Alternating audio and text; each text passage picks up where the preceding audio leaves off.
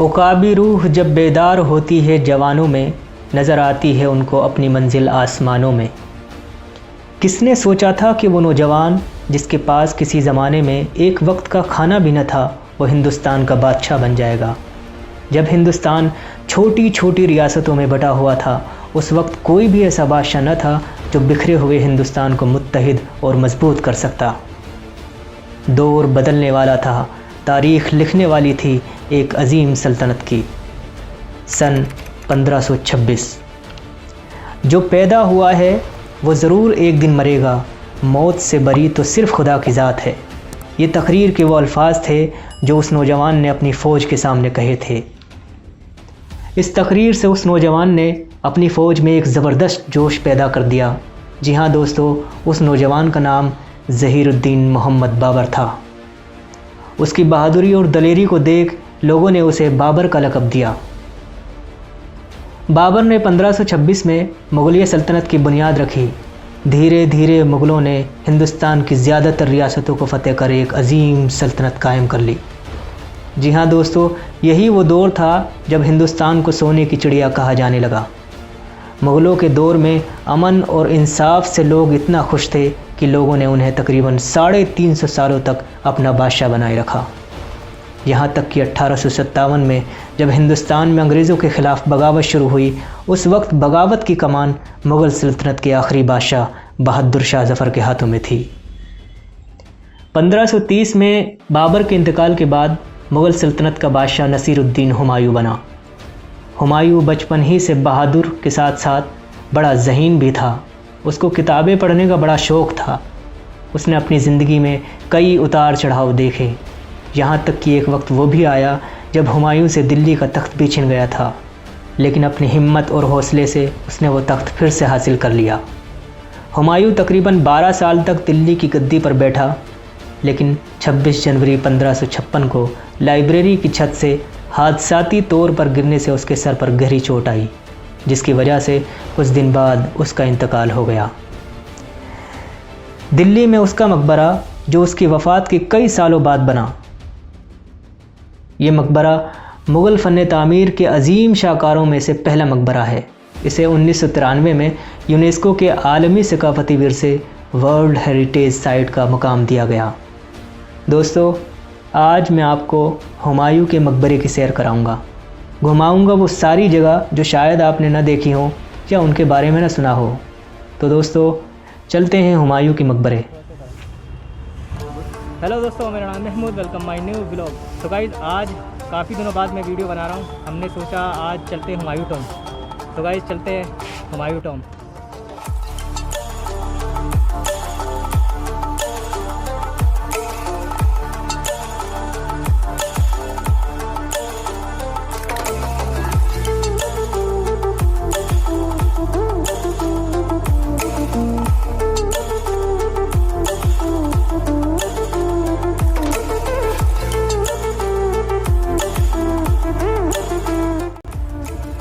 तो गाइज़, हम पहुंच चुके हैं हुमायूं टॉम और पार्किंग के बाद हमने टिकट भी लिया है। वैसे हमारा इरादा था कि ऑनलाइन हम टिकट करते, लेकिन यहाँ आने के बाद देखा काफ़ी खाली था काउंटर, इसलिए हमने यहाँ आके ले लिया टिकट। तो अब चलते हैं अंदर की तरफ। दोस्तों, जब आप हुमायूं के मकबरे में एंट्री करेंगे तो जस्ट राइट साइड पर आपको एक मकबरा दिखाई देगा। ये मकबरा ईसा खान का मकबरा है, जो शेर शाह सूरी के दरबार में अमीर थे। ये मकबरा हुमायूं के मकबरे से कई साल पहले तामीर हुआ था।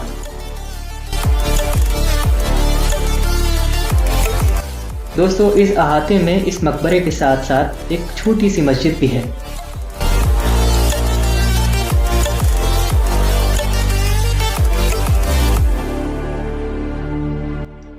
ये मकबरा और मस्जिद ईसा खान ने अपनी ज़िंदगी में ही तामीर कराया था।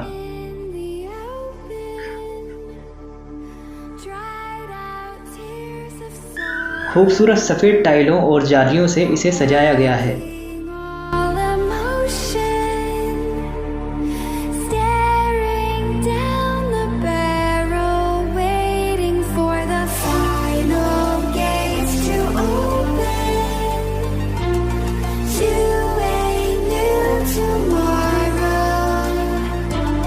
Moving with the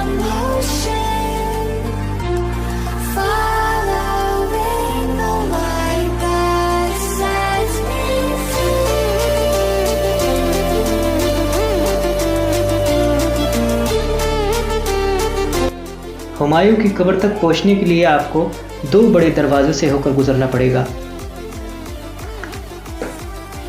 दोस्तों, जैसे ही आप पहला दरवाज़ा पार करेंगे, राइट साइड पर आपको एक बड़ा गेट नज़र आएगा जो अरब की सराय का मेन दरवाज़ा है।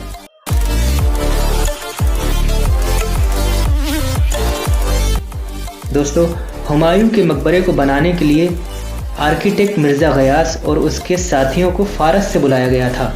उन लोगों को इसी सराय में ठहराया गया था। दोस्तों, इस सराय में एक मस्जिद है और एक गुंबद भी है जिसको अफसर वाली मस्जिद और अफसर वाला गुंबद कहा जाता है। दोस्तों, इस मस्जिद में सिर्फ जुमे की नमाज अदा की जाती है।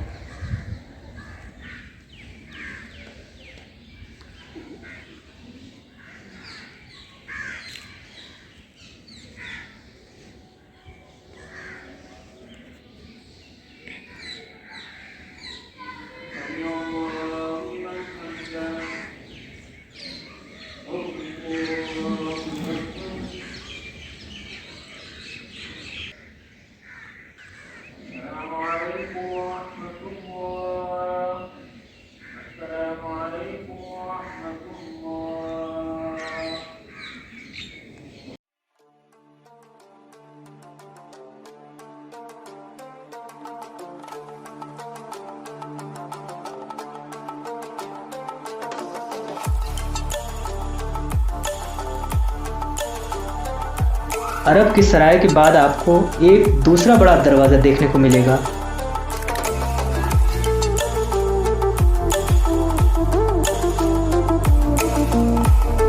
दरवाजे में दोनों तरफ म्यूज़ियम है जहां पुराने ज़माने की कुछ चीज़ें और हुमायूं के मकबरे का नक्शा देखने को मिलेगा।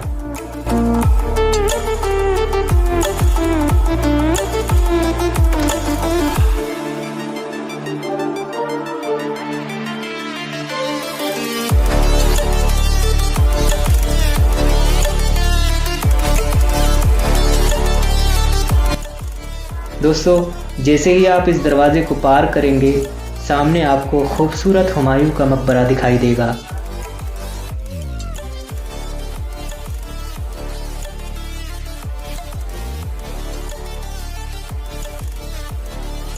दोस्तों, ये मकबरा हुमायूं की बेगम हमीदा बानो ने 1562 में बनवाया था, जिसको बनवाने में तकरीबन 9 साल लगे।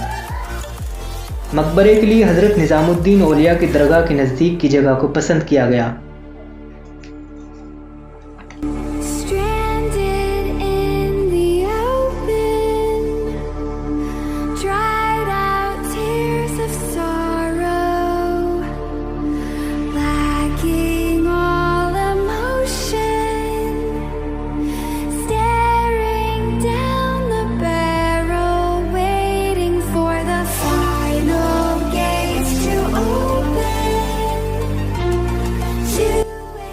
ये मकबरा खूबसूरत लाल पत्थर से तैयार किया गया है।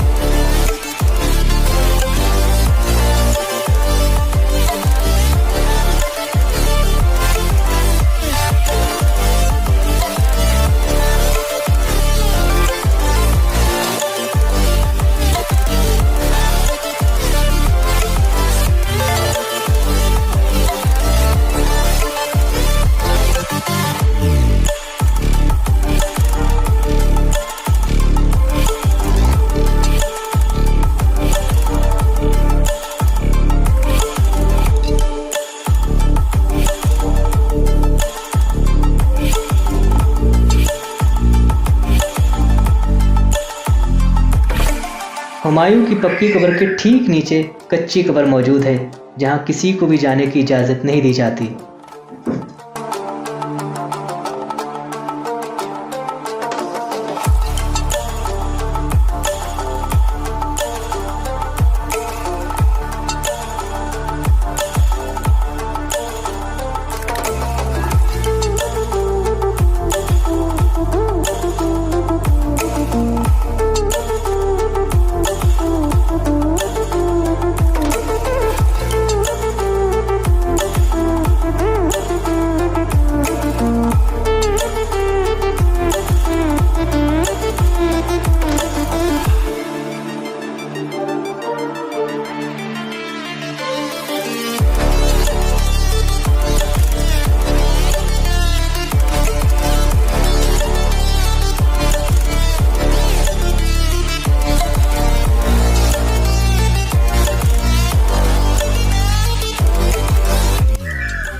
मकबरे के चारों ओर खूबसूरत बाग हैं।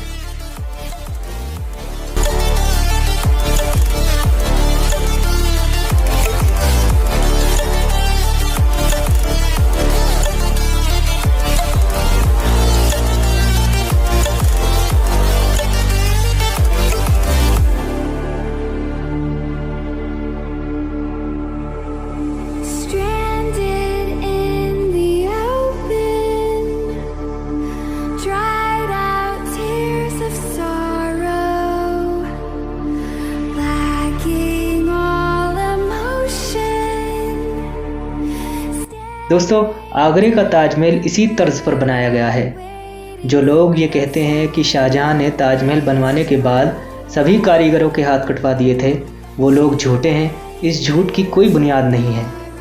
उन लोगों को चाहिए एक दफ़ा हुमायूं के मकबरे आकर देखें, उनकी सारी गलतफहमी दूर हो जाएगी। हुमायूं का मकबरा ताजमहल से कई साल पहले बनवाया गया था। 4 मीनार और सफ़ेद पत्थर लगाने पर यह मकबरा हूबहू ताजमहल की तरह दिखाई देगा। इसके अहाते में मुगलों की दूसरी शख्सियात की भी कब्रें मौजूद हैं।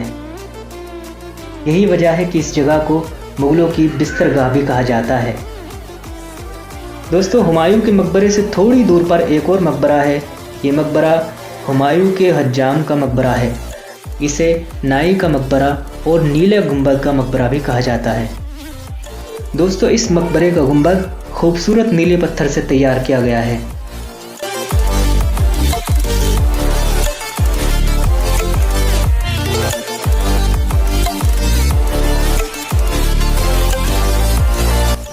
दोस्तों, ताजमहल जाने से पहले आप एक दफ़ा हुमायूं के मकबरे में भी आकर देखें।